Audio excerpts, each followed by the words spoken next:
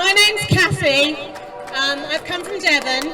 I'm a nurse and a midwife and a fertility nurse as well.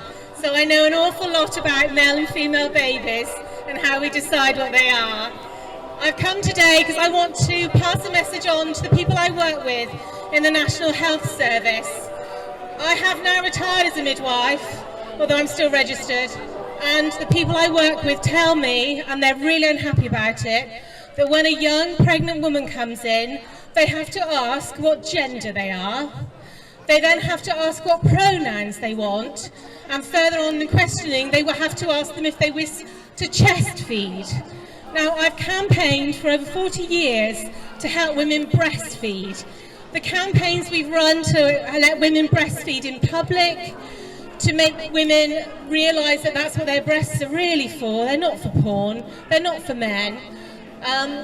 And, you know, that's what their babies want. And it makes me so sad that young girls are getting their breasts chopped off, and those that detransition will deliver babies onto flat chests and will not be able to provide the milk. That means that if those babies get a stomach upset, they're highly unlikely to go to intensive care than if they're bottle fed. Now, what I feel is that women who work within the NHS are the ones, they are pushing it as well from the top, and you have people at the bottom who are too afraid to say, this isn't right. When a woman when you book that woman and you say, are you going to chest feed? And she says, yes, I will. Later on, she needs help with feeding. She's going to press her bell. She's going to know you're going to come, you're the professional, and she's going to think, oh God, I better stay on chest feeding because she told me that's what she uses. So you go in and she says, can I have a hand to chest feed? Because she doesn't want to upset you, you're the health professional, she's very vulnerable. She's reinforced you. You think, oh God, I don't like using that word, but all the women seem to be using it. Then, so you go back to the office and you say, gosh, you know, they're calling it chest feeding now, isn't that horrible? That's how it starts. Marks and Spencer's got rid of women's changing rooms, and they did it in a really easy way. They basically, we had a men's changing room on the top floor with men's clothes, women's changing room on the second floor with women's underwear, women's clothes. They took the woman off.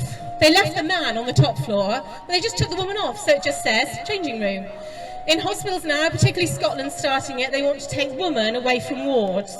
So you won't have a woman's ward, you won't have women's health services or anything, it'll just be a ward.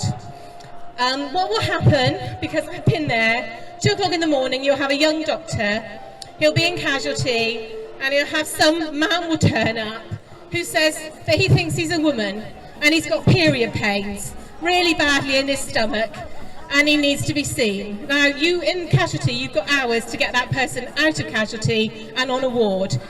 He's going to phone the colorectal surgeon because maybe this man has had his bowel turned inside out to make a vagina, or they're not going to want him, no thanks. They maybe phone the urologist because maybe he's had his penis removed, or he's had lots of estrogen, his penis is quite shriveled up, and he's probably having masses of urinary tract infections.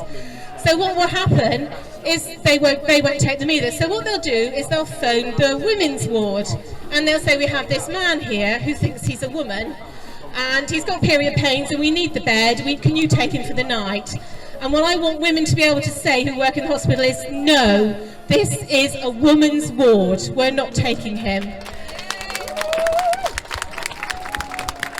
The other thing is, working in this area, we are going to have a tsunami of crippled people who've been taking estrogen and steroids, testosterone, and the effects that it's having on their body is to destroy it and prematurely age it. Our breast clinics are going to be flooded with men coming in for breast scans because they do have breast tissue. Men get breast cancer. If you put some estrogen in there, the chances are increased. We're also going to have things, we know somebody called Willoughby who thinks they've got a cervix. So when the cervical clinic's set up, your place may be taken by a man. Because let's face it, who else is going to be looking at that sort of thing? And he's going to say, well, I've got a cervix, you know, you've got to give me a smear. What are you going to do as a nurse when you're faced like that? That's the future, unless we start saying that men are men and women are women. Thank you.